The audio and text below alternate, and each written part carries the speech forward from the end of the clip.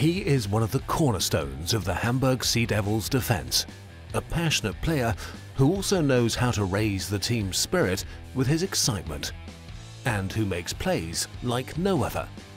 Once he gets his hands on the ball, he will make those yards no matter what. Justin's runs are near unstoppable and his interceptions legendary. Justin Rogers, number 23, defensive player for the Hamburg Sea Devils. Football is the thing that defines his life. Football plays a much bigger role in my life than even I thought. I've been playing a sport since I was a little boy, and as I've gotten older, I realized that at that age and when I first fell in love with the game, that it became a part of who I was and a part of one of my identities. So football is an enormous role in my life. That identity is something that I had to learn to address and carry with me throughout my life. So I love the football player in me, but it's not my only identity, but it's one that I'm proud of, and it's definitely who I am. So there are many reasons to love football: the rush of the game, the great plays, the bond between teammates. But there's one more thing that's very important to Rogers. What I love the most about the game is just being, honestly, having the attention, like being the person that made the play. Like, I actually really pride myself on celebrations after I make the play. Like, I think it's important. Like, when I put a helmet on, I put my entire player on. I put an entire different version and identity of myself. So with that comes a walk, a talk, like there's an entire charisma that goes with Justin the player. So playing football professionally is not easy. You need to stay in shape, put in the work, and show peak performance on the field. And besides physical fitness, you also need to bring other qualities with you. What makes me really good at football is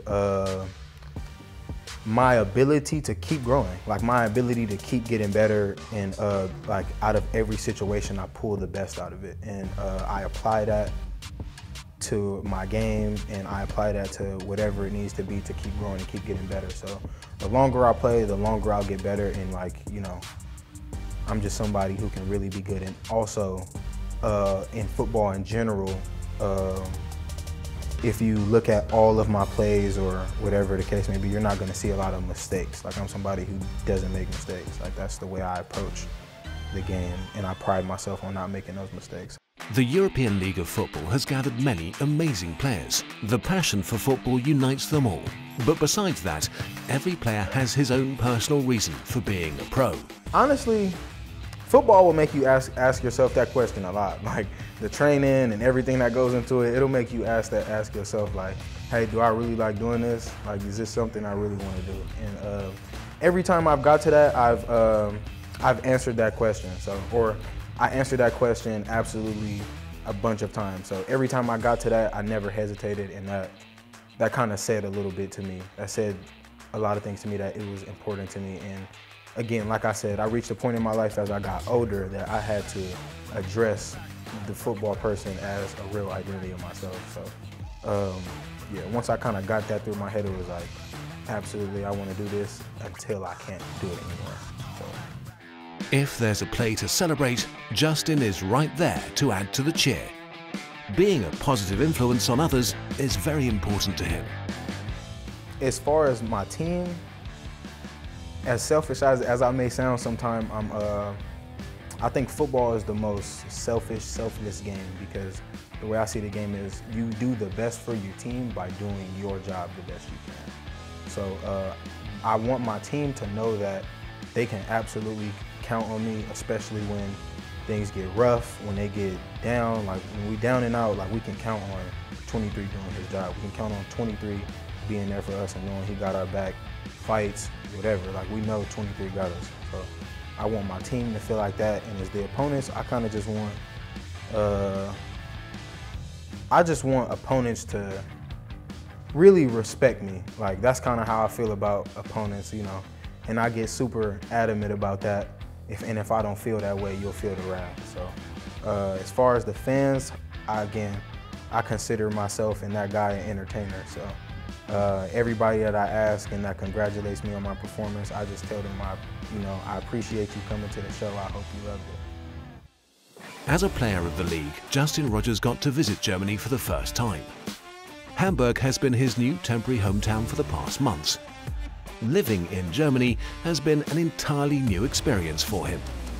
I actually was just talking about this with some of the guys. It was not what I expected. Like, being some months in now, I sit and I think to myself, like, damn, this was such a crazy place in my head before I got here. Like, on the plane, I'm picturing, those pictures of Google are still in my head of Hamburg and what I created around that picture. And like, being here, I love it here. Like, there are so many things that I love and appreciate about Germany. One of them being that people just seem to enjoy their life a little more. I think America, we're always on go and we're always chasing a lot of different things, which I love as well. But I also really love how much people can enjoy their lives here in Germany. So that's one of the differences I really like about Germany, but of course, I love it here. Thanks to the league, Justin also got to visit Spain and Poland. And he plans on visiting even more countries in the future.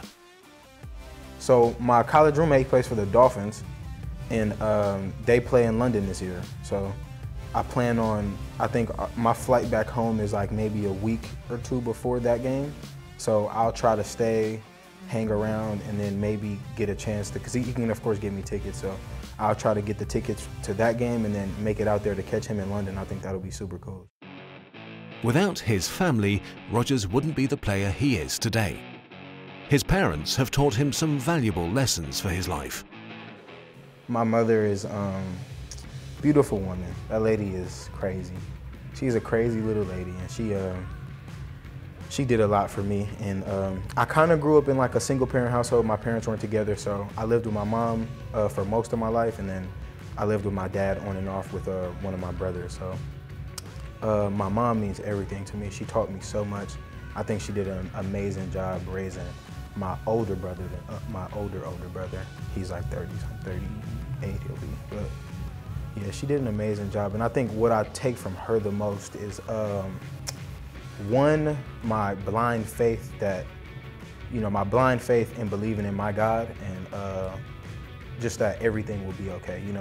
What's for me will be for me, you know what I'm saying? And I think I'm stress-free because of that, and I think that's the way you should live your life, and that's one of the things that I took from my mom that I'm super grateful for. I'm not a worrying person, and I don't carry worry for that exact reason, so I'm super thankful for her for that. And then the other thing she taught for me, and what she means to me, she means everything to me, but another thing she taught me, I think, is love. She taught me what love means in every aspect of the word. She was my first encounter of it, and she taught me a huge part of it, and for that I could never repay her. So my mom and my dad as well. I didn't live with my dad for very much of my life, but there are very little things that he did in my life that completely altered my life. I'll give you guys, since we're being super personal, I'll give you guys one thing.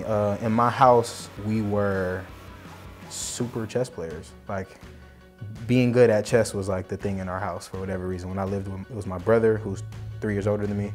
It's my brother, and it was like a race to see who can be dad first. And I think that massively changed who I was as a person, because it showed me that he did it in a lot of different ways, but critical thinking was one of his like big things. So playing chess, he beat me. He'd never he let us win here and there, but we knew he let us win. But by playing chess, I think, in the house and a lot of other things, he showed us that life is on you, and you kind of have to make critical decisions, and you have to make those decisions, and nobody can make them for you. And here's kind of how you do. Like, there are questions or things that come up in your life that only you can answer, and you have to figure that within yourself. And I think he inadvertently taught me that through chess. So figuring things out and being super analytical the way I am is like where all of that came from. So, thanks to his family, Rogers got introduced into the sport at a young age. He had a lot of time to gather experience and grow into a great player. I want to say I was 6 years old. The park was down the street from my elementary school. I want to say my dad found out through you know, a piece of paper on, you know, oh, there's a league, there's basketball leagues that my brother was in, so there was a football league. And when I was of age, my dad let me go and try out. And yeah, only thing I can remember is in those leagues, you give the best. It's not real quarterbacks. There's no real positions at that age. So I just remember being one of the ones who got the football a lot. So I just figured I had to make a play and score touchdowns. And then from there, it turned into me watching the sport more. My dad was a fan growing up, so I just knew that making plays and scoring touchdowns was something I liked doing. So that was my first experience. While football is his greatest passion in life, Justin also has other hobbies that are important to him. The most important thing in my life I think I actually learned is, damn it, and I kind of hate to say it, but it's gaming. It's actually gaming. Gaming for me growing up was the time to myself, and it was the time that it gave me time to like compartmentalize. Like, I'm the kind of person, I would say I'm an observant person. Just in general, I go through my life picking up a lot of things. Like, I pick up anything, everything I pick up, because it could be interesting, it could add value to me moving forward. So when I get home and I game, a lot of that gives me time to put all of those things in different places. This will help me do this. I heard somebody say this, and this will help me achieve my goals. Or this is something that'll make me a better person. This will make me a better father. This will make me a better son. I kind of sit and I put those things in the right places so I don't go crazy. Like, I think I have so many unfinished thoughts throughout the end of the day. If I don't get a chance to put them somewhere, and if I don't get a chance to put them somewhere, they'll go to waste. Rogers plays for the Sea Devils with the number 23 on his back. For many professionals, the number they wear is part of their identity, and you can often expect a story behind it. There actually isn't. Big plot twist, there isn't a whole bunch behind my number. Until recently, not initially. So initially, I ended up with the number 23. Again, I was just young in high school, and I had to just play. Like, I was a good enough player, my coaches trusted me, so I was in 10th grade and I was playing on varsity. And that was just the number they gave me. And from that point on, I was like, oh, well, honestly, I wore 24. And then I got to college, and that was just the number they gave me because it was the closest to 24. So I wore 23, and I was like, this is just gonna be my number. I'm gonna make it what it is. And then 23 has a great history though. So just recently, and I'm a LeBron James fan, so I'm a Jordan fan now, but I've always been a LeBron James fan. So when I got into 23, I was like, this feels a little right. Now I fell in love with the number because of the history and because of everything behind it, and I consider myself a part of that 23 legacy now. Justin has been a part of many highlights this season. Like any pro, he has those moments he loves to remember, but there can only be one favorite play. In my life, I was a sophomore in college. Ooh, nah. It was my freshman year. It wasn't my freshman year, it was my sophomore year. My sophomore year in college, there was like I played well my freshman year. I was a freshman all-conference, and I played really well. And going into my sophomore season, I thought like I'd earned my name and respect from my teammates and coaches, so I play a lot. Like, from here on out, I'll be a starter basically, and I wasn't at first. And like, I wasn't drawn back from it, and I kind of was just, I didn't like not playing. Like, that was something that was foreign to me. Like, I played the entire games, and almost all of the games I had ever played, to not play any, it was like, well. So I clawed my way in practice, and like, at some point, I just made so many plays in practice, they had to find a spot for me, and they put me at like a position I had never played, which was nickel defensive back. I had never played that position, and my first game in that was actually specifically a play that we had drawn over, and when I'm in this coverage, I'm by myself. Like, the coverage that we were in on this specific play is like, you just gotta hold up. Like, they just told me like, look, rookie, you gotta you're on your own on that. This is the only play, we won't put you in a lot of predicaments like this, but when they do this, you kind of just gotta hold up. And that exact play happened. And I didn't do what I was supposed to do. Like, I was supposed to stay inside of this dude, and he did exactly what my coaches told me to, but me kind of halfway knowing and me just wanting to make a play, I undercutted it and I intercepted the ball and I hit the ground. When I hit the ground, it was at New Mexico State, our rivals, 30 minutes away. I hit the ground and my eyes were closed and I just heard the crowd erupt. And I was like, holy shit, like this is college football. And then I got up and it was crazy loud. It was 30,000 people in there, but it was rocking. Like student section, super close, so I was looking around. I just made a big ass play. And then I just started celebrating with my teammates and doing whatever. So that's probably my most memorable play, one of my favorite plays of my life so far. After his outstanding performance, we all hope to see Justin return for another season of the European League of Football.